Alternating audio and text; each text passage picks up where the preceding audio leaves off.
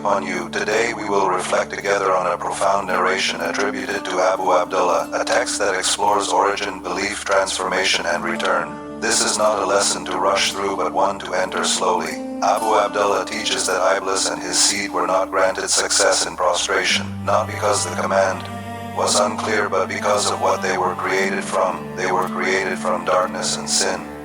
From this origin came whims, oppression, and disobedience. From these air was created, and from disbelief and transgression the earth. This concept raises a deep question about our own nature. Does our origin define our destiny, or does it merely set the stage for the choices we make?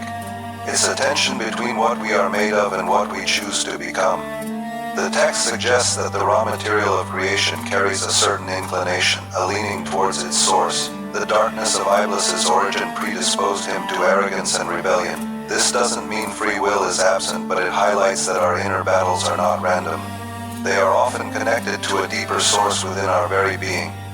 It invites us to look honestly at our own inclinations, our anger, our desires, our doubts, and ask, from what do these arise?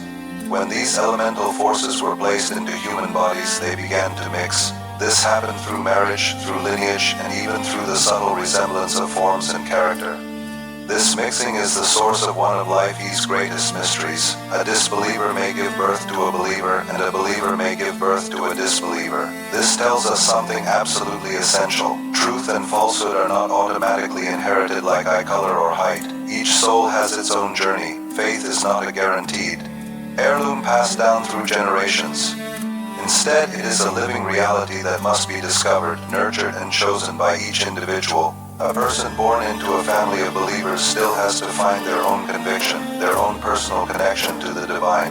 Likewise, a soul born into an environment of disbelief can awaken to the light, breaking the patterns of their origin. It's a powerful reminder that no one is hopelessly lost, and no one has a monopoly on truth.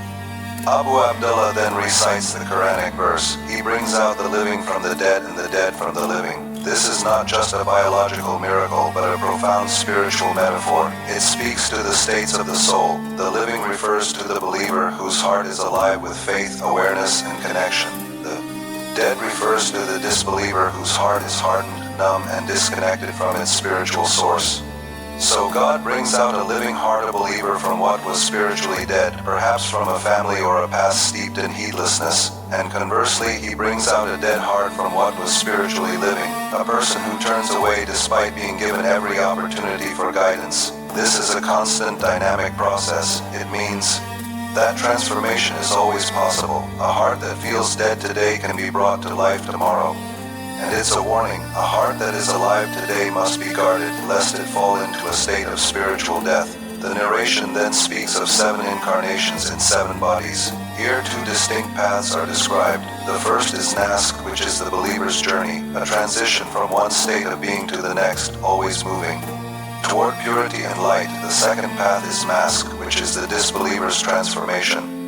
This is a process where the soul is returned into distorted forms, becoming a physical manifestation of its inner reality. This isn't presented as a simple punishment, but as a consequence of spiritual alignment. The inner state becomes the outer reality. A soul filled with animalistic desires may manifest in a form that reflects that. A soul twisted by arrogance and deceit may find itself in a shape that embodies that ugliness. It's a sobering thought. It forces us to ask, if our inner self, our thoughts, our intentions, our hidden character were to become our visible form, what would we look like? Would we see beauty, harmony, and light? Or would we see something distorted and unrecognizable? Another verse is then recited, and some of you are called to die, and some are sent back to the feeblest old age. This return to weakness in old age is not a failure or a tragedy. It is an exposure. It's a powerful process of stripping away all the illusions we build our lives around. The strength we prided ourselves on fades. The status we worked so hard to achieve dissolves. The beauty we relied on disappears. In that state of ultimate vulnerability, what remains? Only the truth of our soul. All the external supports are removed, and we are left with nothing but our relationship with our Creator. This feebleness is a mercy in a way. It's a final, undeniable lesson in humility, forcing us to confront the reality that our only true strength, our only lasting possession, is our faith. It is in this state of profound weakness that the sincerity of our belief is truly tested. tested. Building on this, the text quotes Allah's words from the Quran, "We have indeed created man in the best of molds, then we return him to the lowest of the low." Humans are created with incredible potential in the most beautiful and balanced form, capable of reaching the highest spiritual stations. But through disbelief and transgression, they can be returned to the lowest state imaginable, the state of mask, the distorted form we discussed earlier. This return is described as a cycle with no end for those who reject the truth. However, there is an exception.